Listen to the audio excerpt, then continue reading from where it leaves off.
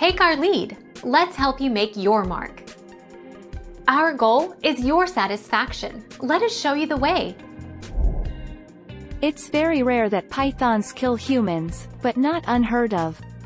It occasionally happens if the circumstances are just right. Oftentimes, it's just kind of a perfect storm where you get a big hungry snake in close proximity to humans. But humans are not normally part of these snakes' natural prey.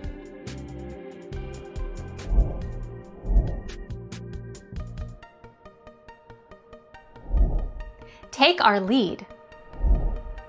Snakes do recognize their owners, but not in the same way dogs or cats do. Dogs and cats use a combination of sight and scent to determine who their owner is, while snakes are primarily scent-based. To a snake, if something smells like food, it is food. If they smell their owner, it is their owner.